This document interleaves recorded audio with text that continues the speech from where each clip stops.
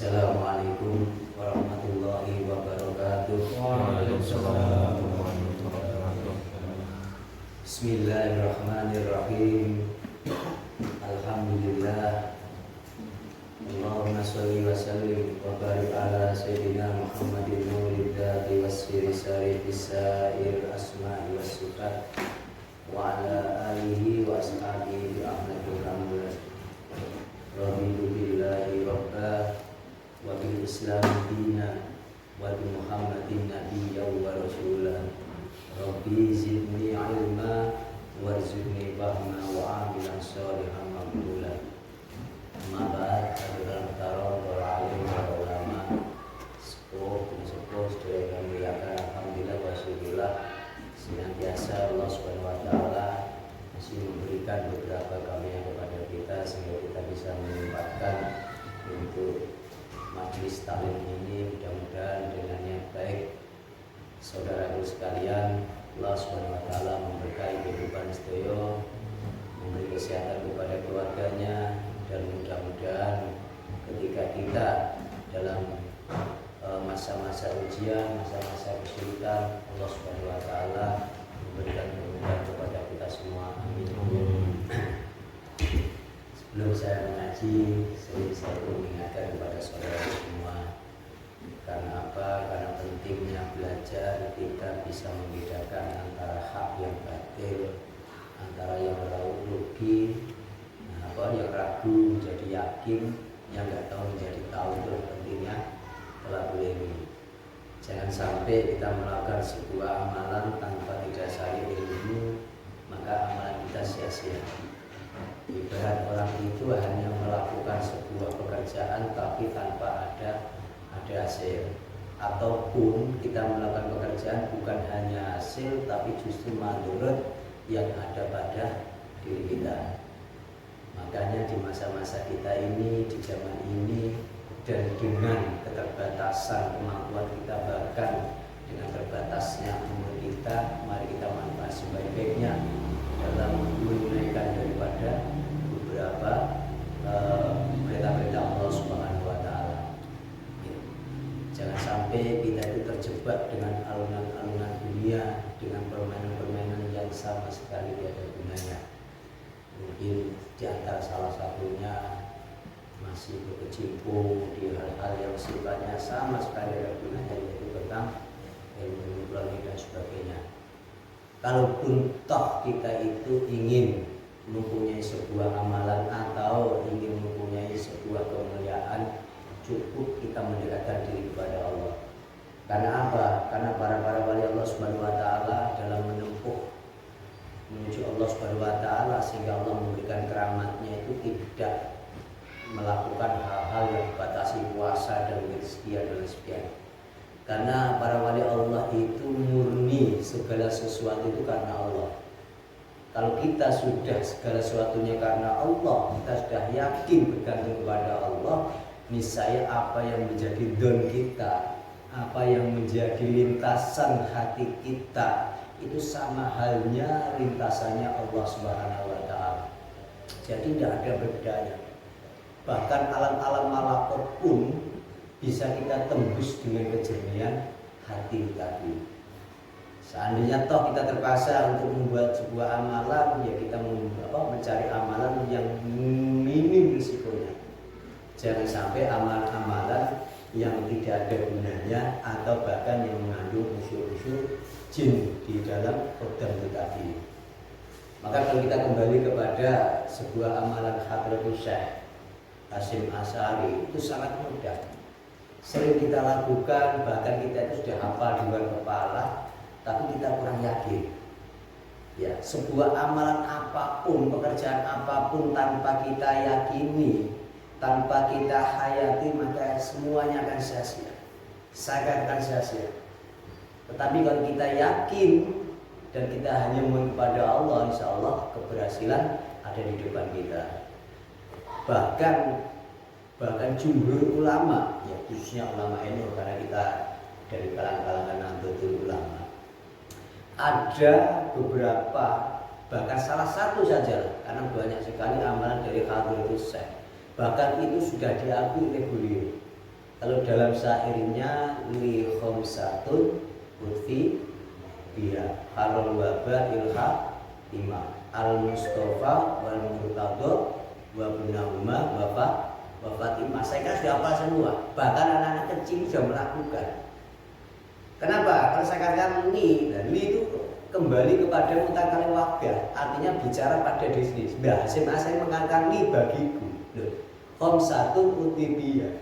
Ya, ada 5 pilar atau 5 wasilah yang paling hebat bagiku. Dunia, li khamsatun utibiyah.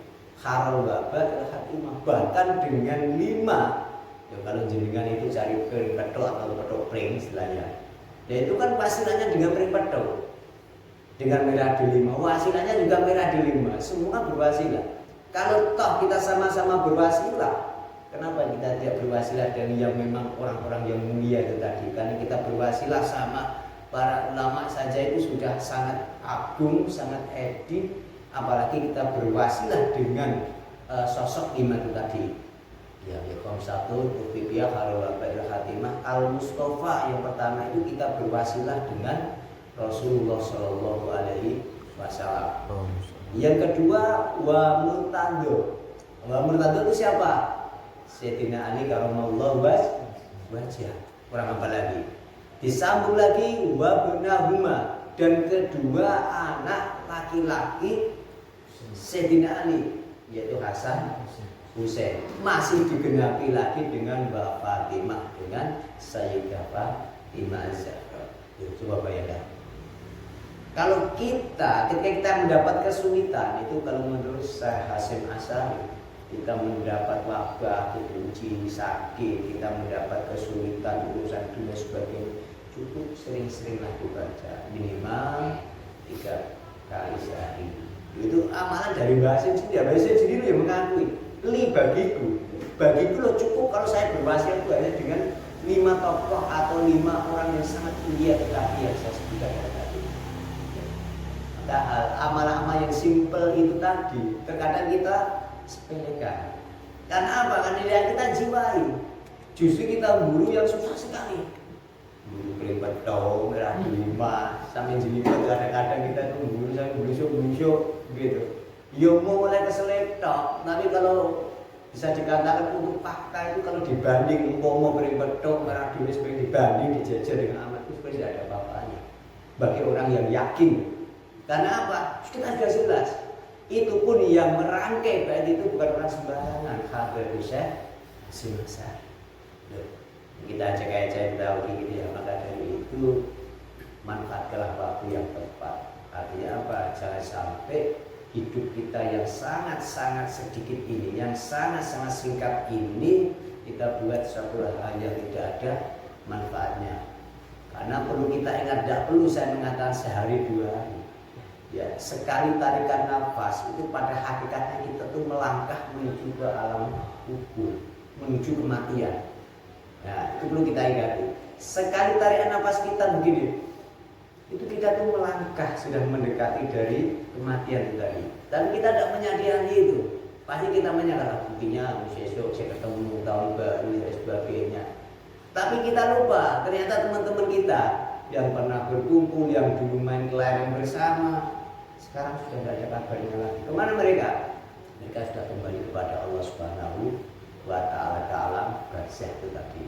Nah, alam barzah ini saya tekankan, alam barzah ini bukan alam akhirat. Alam akhirat itu ketika sudah terjadi kiamat.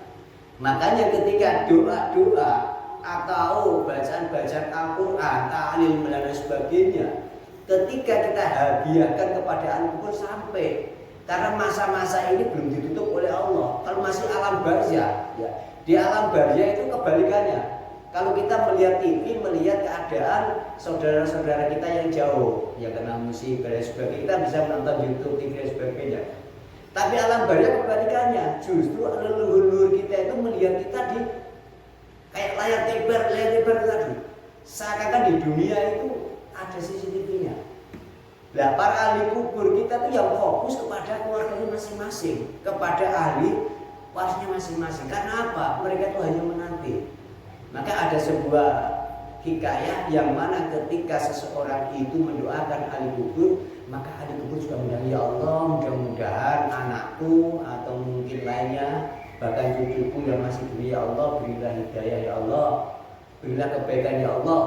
Ketika ahli kubur itu melihat kita, kok kita telah melakukan sebuah kemaksiatan, mereka menangis. Maka di dalam kitab Bulughun Nasihin itu setiap malam Jumat itu ahli kubur itu berharap sekali. Cara wong kerja itu berharap gajian, mereka juga berharap minta bantuan, kiriman doa dan lain sebagainya. Kalau sudah meninggal tidak mau dia dikasih kopi, bubur dan sebagainya.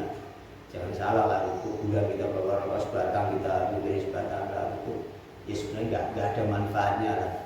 Ya sebenarnya kalau ada rokok sebatang kasih palate, kasih sebatang palate untuk amal buat si A atau buat keluarga saya. Kita datang ke Pak Atib, saya ada bubur satu piring, ini pahalanya saya kasihkan kepada ahli kubur saya, itu bermanfaat karena sedekah pasti sampainya itu tadi. Maka saya itu kalau menceritakan tentang ahli kubur sering sekali. Kemarin saya katakan bahwa yang namanya kita itu menghadiri kematian atau melihat orang meninggal itu sebenarnya cukup bagi kita itu sebuah mauidhah, sebuah pelajaran yang mana mau tidak mau kita pasti akan ke sana. Karena apa? Karena namanya akhirat ini adalah sebuah perjalanan yang sangat panjang. Kalau kita sampai terlena sedikit, maka kita akan menyesal seluruhnya. Ya kalau kita tidak lulus ujian, mungkin besok masih bisa kita ulangi lagi atau ada masa apa dalam sekolah tadi. Tapi kalau namanya kita sudah meninggal, sudah tidak ada lagi yang bisa kita harapkan kecuali doa daripada orang-orang yang sudah meninggal tadi. Maka dengan adanya pengajian ini sampai tidak langsung, karena saya itu setiap pengajian pasti saya tidak lepas untuk mendoakan ahli kubur jenengan semua. Karena apa? Supaya ahli kubur jenengan itu melihat kita ini dalam kebaikan, maka mereka itu selalu bersyukur. Saya kan sering memberi hadrati ila hadrati arwati atau jami arwati man hadaru fi hadzal masjid. Artinya apa? Ya Allah, semoga Engkau sampaikan pahala belajar ini kepada ahli kubur orang yang hadir di masjid ini. Jadi secara tidak langsung saya itu sudah menghadirkan, mungkin sampai paham arti atau tidak, tapi itu selalu saya dalam kondisi apapun saya sering menggunakan bahasa itu. Tujuannya apa? Supaya dalam kehadiran kita, pertemuan kita itu ada manfaatnya, tidak hanya untuk kita yang masih hidup, tetapi ternyata untuk ahli kubur kita yang sudah menjauhi kita itu tadi.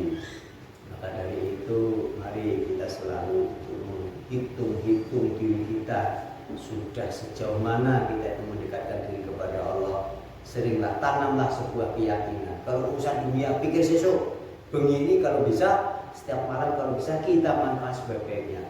Kalau pagi mau bekerja keras, mau apapun bentuknya monggo, karena itu ada sebuah wasilah kita untuk mendapatkan sebuah maisha untuk kehidupan atau penghidupan keluarga kita. Karena apa? Hal itu juga diwajibkan oleh Allah Subhanahu wa Ta'ala. Yang kedua kali, salam selalu diberikan kepada Nabi Muhammad Sallallahu Alaihi Wasallam. Mudah-mudahan dengan kita banyak membaca sholawat, Allah Subhanahu wa Ta'ala memberikan syafaatnya, memberikan pertolongannya kepada kita, membimbing kita dengan kerohanian sehingga kita ini betul-betul memahami jalan yang benar dan jalan yang salah tadi. Untuk kita hormat kepada Rasulullah dan kita salawat kepada Rasulullah SAW. Allahumma sholli wa sallim ala sayyidina wa maulana Muhammadin adada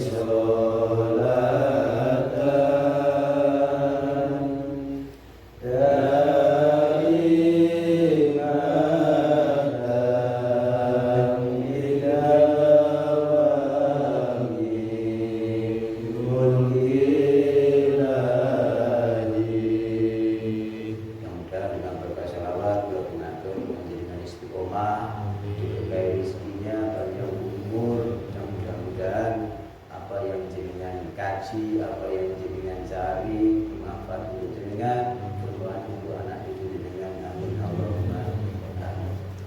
Bismillahirrahmanirrahim.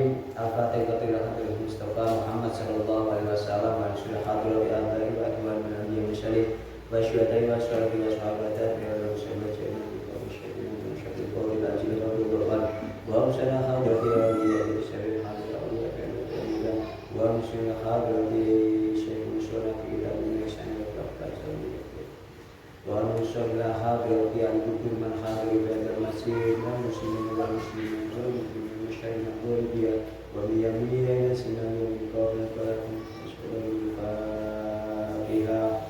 A'udzu billahi minasy syaithanir rajim. Bismillahirrahmanirrahim. Alhamdulillahirabbil alamin. Arrahmanir rahim. Maliki yaumiddin. Iyyaka na'budu wa iyyaka nasta'in. Ihdinas siratal mustaqim. Siratal ladzina an'amta 'alaihim ghairil maghdubi 'alaihim waladdallin. Amin. Bismillahirrahmanirrahim. Assalamualaikum warahmatullahi wa nafa'ana amin ya rabbal alamin. Dari bab kemarin menerangkan Allah Ta'ala lam khalaqan nafsa qala laha man ana. Allah sungguh Gusti Allah Ta'ala iku lama khalaq warikalane dadi atau semangsane dadi sapa Allah an-nafsa ing nafsu. Pola mongko ndika apa banjur ngomong sapa Allah laha maring nafsu. Man iku sapa anak utawi ingsun. Nah, jadi ketika Allah Subhanahu wa taala membuat nafsu yang dititipkan kepada kita, maka Allah menanyakan dulu nafsu. Ya, ditanya dulu. Allah, bagaimana Allah firman-Nya man ana? Siapa saya? Fakola mengko nafsu itu mengatakan man ana juga. Nah, ini kan kurang ajar nafsu lagi. Nafsu dari dulu itu kurang ajar. Artinya apa? Ketika dia itu ditanya kamu siapa? Coba jenengan mawon lah. Ketika jenengan itu tangklet atau tanya kepada seseorang, "Lho jenengan itu sinten? Lho jenengan sinten?" Nah, pokoknya kayak gitu kan ibarat bahasa yang sifatnya itu tidak relevan. Artinya apa? Dalam kaidah bahasa semacam itu sebuah kaidah bahasa yang sombong itu tadi. Ya. Faqalat man ana, man ku sapa ana tawi ingsun pas kana mangko banjur manggonake sapa Allah hae nafsu fi bahri ju'i dalem segorone luwe alfa sanatin ing dalem mangsa 1000 tahun. Jadi ketika nafsu ditanya, "Kowe iki sapa?" Malah banjur nafsu itu juga menanyakan juga, "Kamu siapa?" Maka setelah itu Allah Subhanahu wa taala itu menenggelamkan nafsu ya, di dalam bahtera kelaparan selama 1000 tahun. Setelah 1000 tahun sumakulah ta'ala, kemudian Allah Subhanahu wa taala menanyakan lagi atau bertanya lagi kepada nafsu tadi, "Man ana?"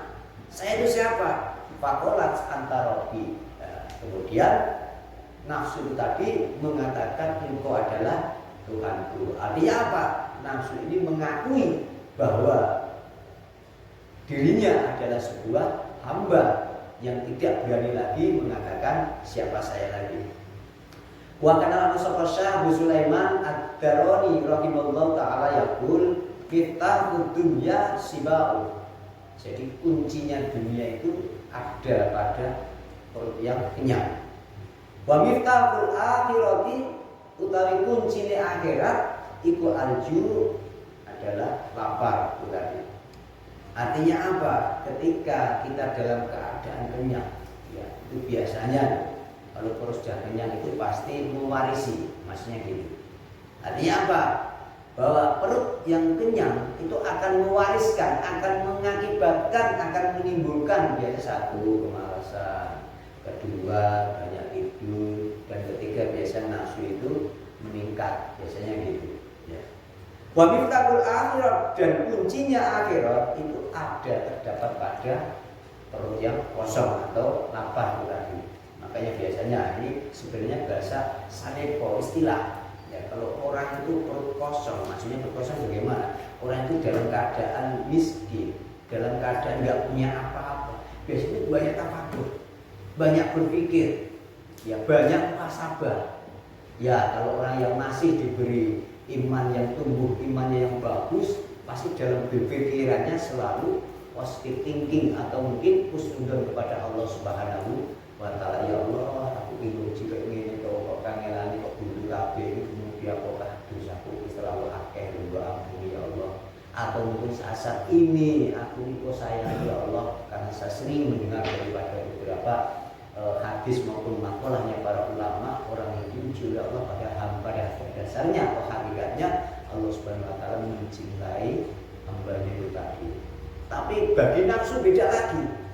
Nafsu itu kan sudah menguasai dalam diri kita. Ya, itu ketika kita diuji aja sudah kadang nyalakan kanan kiri sumber itu dari kebersihan atau bagaimanapun lah. Pokoknya yang salah itu dia itu tidak menyadari, tidak kembali kepada Allah. Bahkan janji Allah sebenarnya sudah pasti. Ya, sedangkan ya maka dikatakan Allah itu tidak akan pernah menyiksa hambanya selagi hambanya itu dalam keadaan beristighfar, minta ampun kepada Allah Subhanahu wa taala. Maka miftahud dunya juga istighfar. Kunci daripada dunia itu pada hakikatnya hanya istighfar. Kalau kita tuh perbanyak istighfar, kalau lagi susah banyak istighfar. Banyak kita ini mengoreksi diri dengan dosa-dosa kita yang lalu atau lain sebagainya. Insya Allah Allah Subhanahu wa taala akan cepat sekali pertolongan itu cepat sekali pada kita itu tadi. Bismillahirrahmanirrahim. Yani akmalahuma, maksudnya dua-duanya itu adalah yang bisa mewariskan. Kalau kita itu kenyang, ya efek daripada kenyang itu biasanya orang hubungannya cinta dunia, selalu yang dipikir urusan dunia itu tadi. Walama khalaqat dunya, walama khalaqat dunya semangsane dadi sapa Allah dunya ing dunya.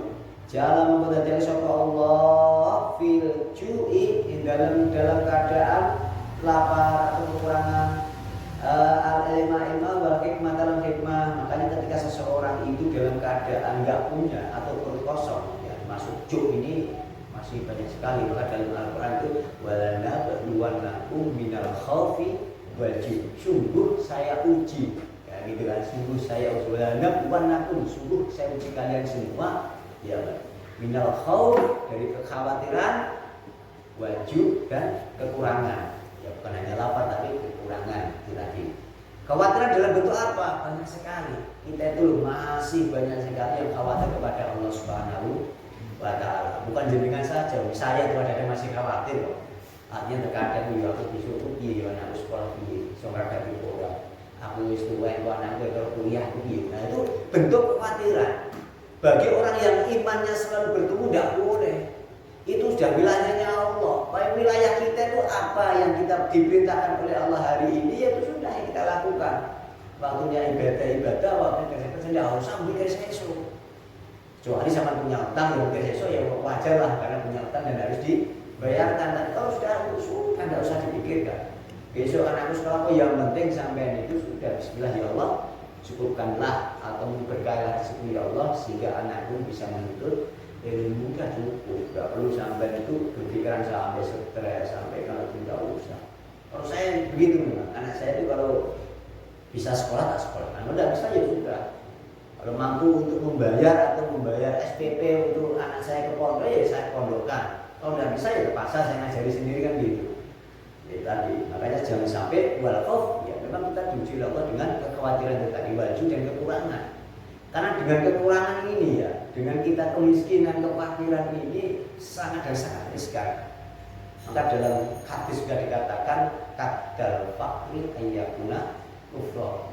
Hampir-hampir saja kefakiran ini menjadikan orang kufur. Karena apa? Ya tergantung, sebenarnya tergantung orang itu tadi.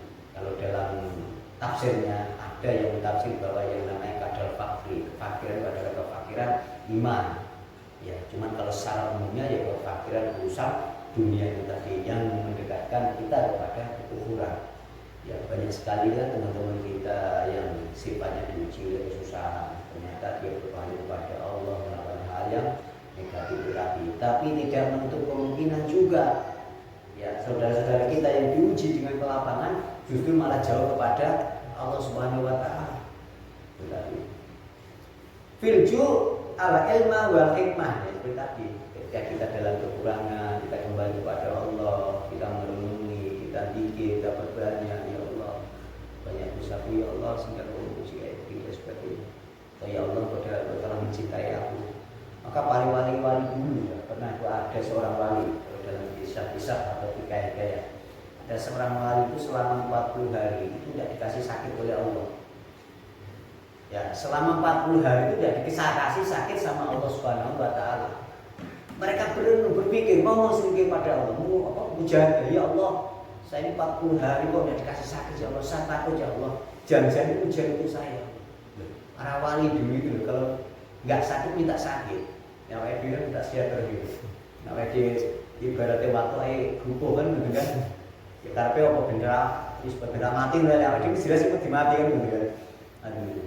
Bahkan ada seorang ulama, ya, itu ada saya pernah baca dalam kitab apa saja. Ada seorang ulama. Ketika ulama itu ditengok oleh saudara teman-temannya, pas sakit ditengok, dia tengok saudara kita di rumah sakit.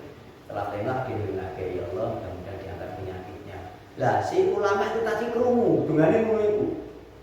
Dia nesu malah, niku itu. Aku ini lagi dirahmati oleh Allah, lagi dikasih oleh Allah, kok sampai cabut, buku sampai cabut kan. Lengan aku ramai di banyak rumah rasa kue tetap kau dengar kali rumah rasa kan. Awak ini awak hakku, kau tak perlu dengar kali sampai motor. Karena apa? Karena dia itu betul-betul mengambil hikmah dalam sebuah ujian. Karena apa? Di dalam ujian itu pasti ada hikmah yang tersembunyi itu tadi. Bismillahirrahmanirrahim. Tujuan bulan ini jadi di saat ini banyak keluarga-keluarga kita, saudara kita yang diuji dalam masalah keluarga, masalah ekonomi, masalah sakit dan sebagainya, supaya bisa kembali kepada Allah. Artinya apa? Itu dari Allah, murid dari Allah, dan kita kembalikan kepada Allah. Insya Allah cepat. Kalau kita ini masih merasa mampu, masih merasa dijoyo, itu Allah masih paling panjang. Istilahnya cara ujian itu maraton, berjilid-jilid kan. Tapi kalau kita sudah dengan ujian itu kita kembalikan kepada Allah, kita bisa nyerah. Ya Allah, ternyata saya ini lemah, ya Allah, saya tidak mampu ini, ya Allah. Nah, kalau kita ini masih merasa, ya ditantang oleh Allah, Allah ditantang, ya mungkin gitu.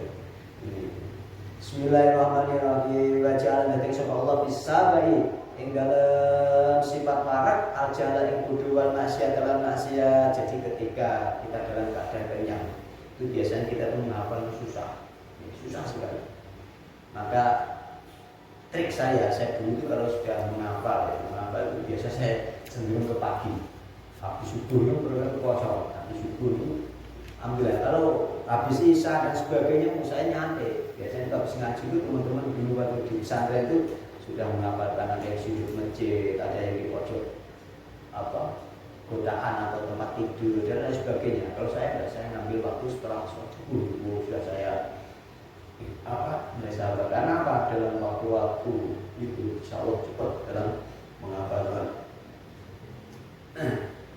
Wajahlah wa maksiatan. Biasanya kalau orang itu dalam keadaan kenyang, sekarang tadi istilahnya cenderung kepada maksiat kuat.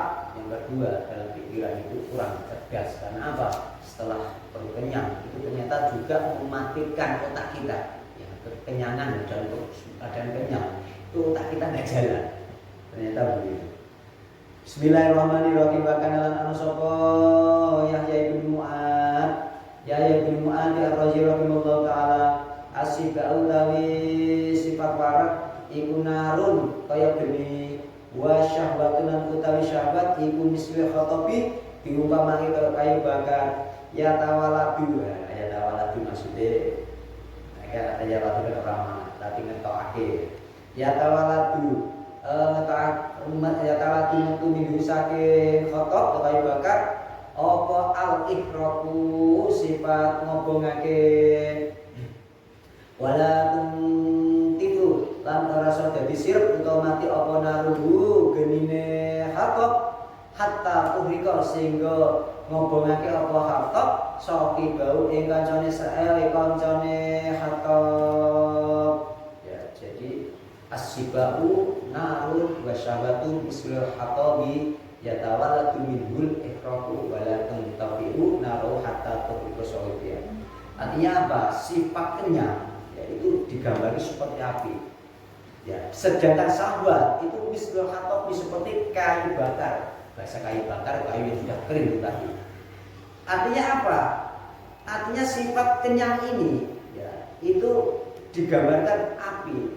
Niscaya ketika seseorang itu kenyang, maka syahwatnya itu tinggi.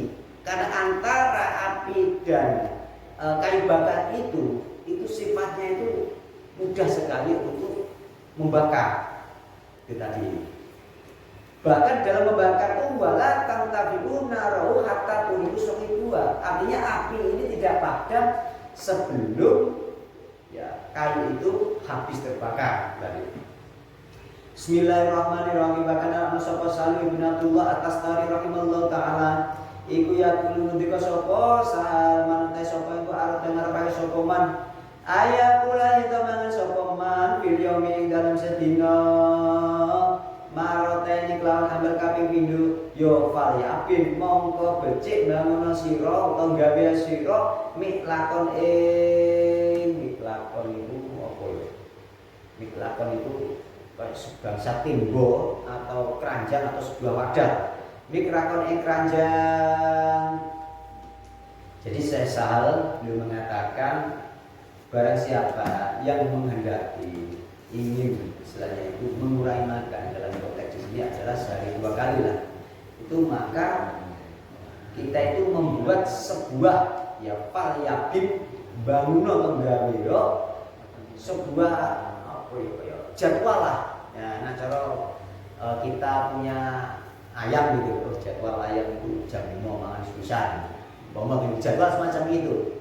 Artinya mengontrol makanan ya, tidak semaunya. Karena apa? Supaya perut ini nggak terlalu kenyang itu tadi.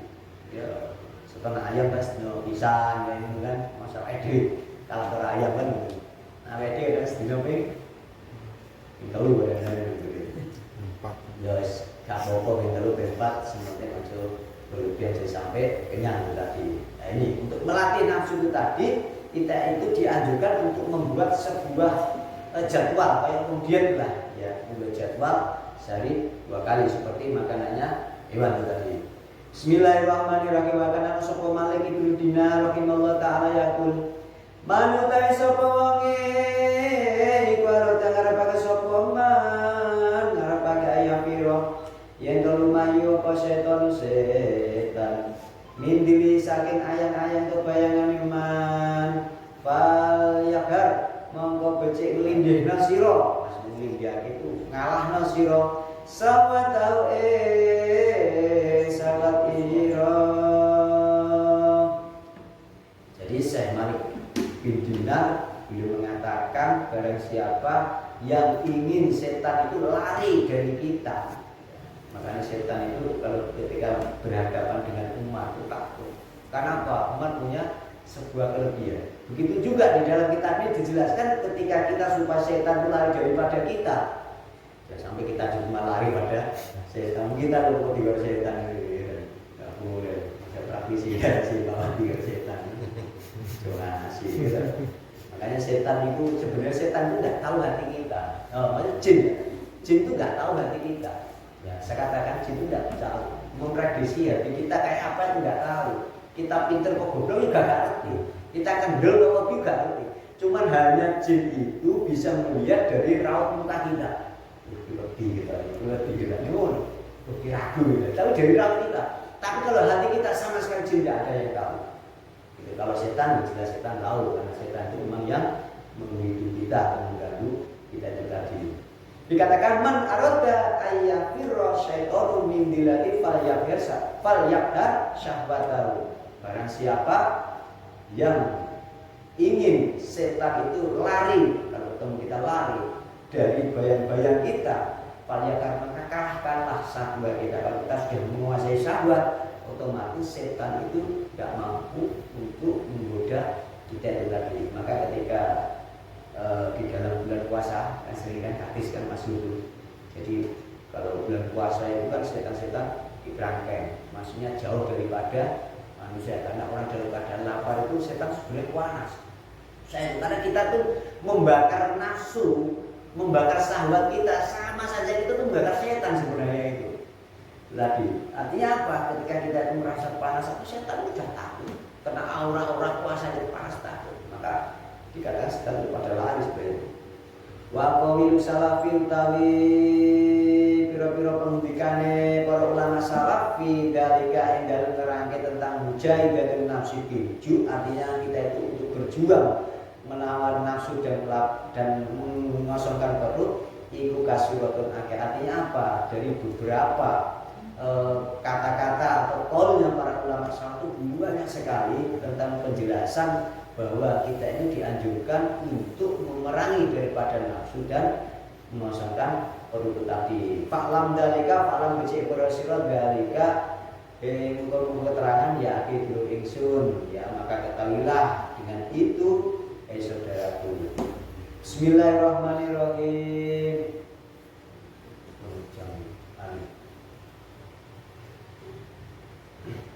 Ya aki-aki wajahid nafsaka biujui wasaril makhlukain. Bab ini menerangkan tentang kita itu untuk berjuang, untuk menjaga nafsu kita dengan lapar dan begadang. Ini nanti ada begadang. Artinya ternyata begadang nanti ada baiknya, sini nanti dijelaskan.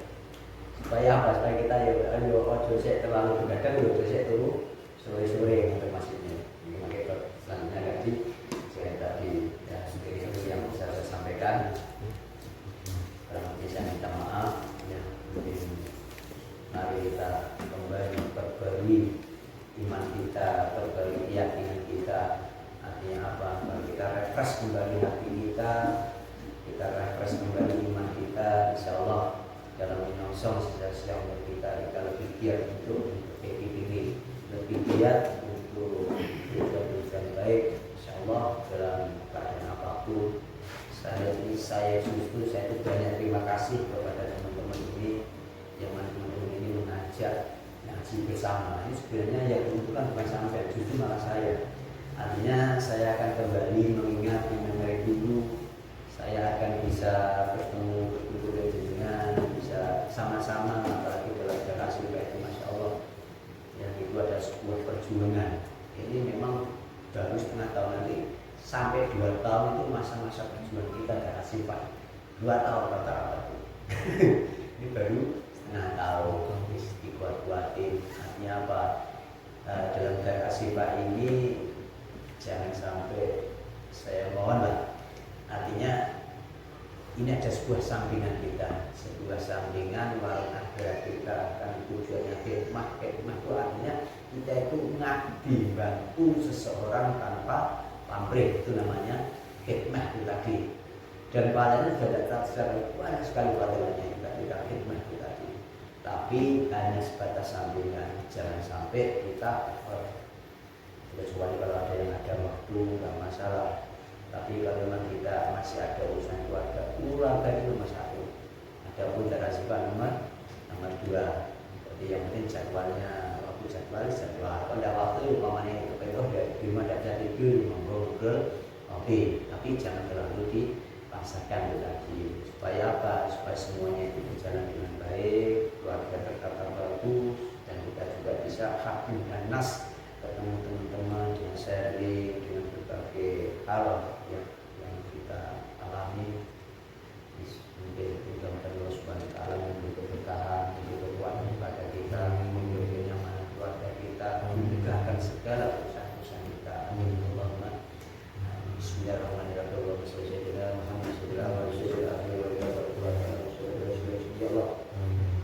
Ya Rahman ya Rahim ya Malik ya Mu'min ya Salam ya Mu'min ya Mu'min ya Aziz ya Jabbar ya Mutawakil ya Qalib ya Allah ya Fattah ya Ali ya Fattah ya Takana Buka La'ibin ya Allah ya Allah ya Hamid ya Allah ya Hamid ya Allah ya Hamid Akhina bila ya Fattah ya Allah bisa mimpi masyarakat al-Ibu ya Ibu banyak tawakal doa Bapak yang bilang yang lalu wa ite ya Beliau bisa Bapak yang salah menghubungi yang berkata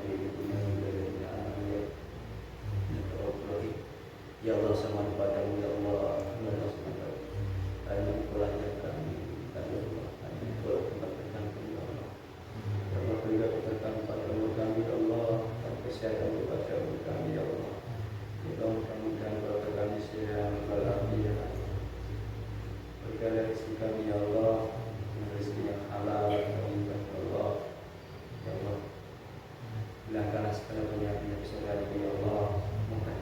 kesulitan saudara-saudara ya Allah. Saya hanya meminta kepada-Mu ya Allah, mohon kepada-Mu ya Allah, ya Rahman ya Rahim ya Syifa ya Bismillah. Bismillahirrahmanirrahim.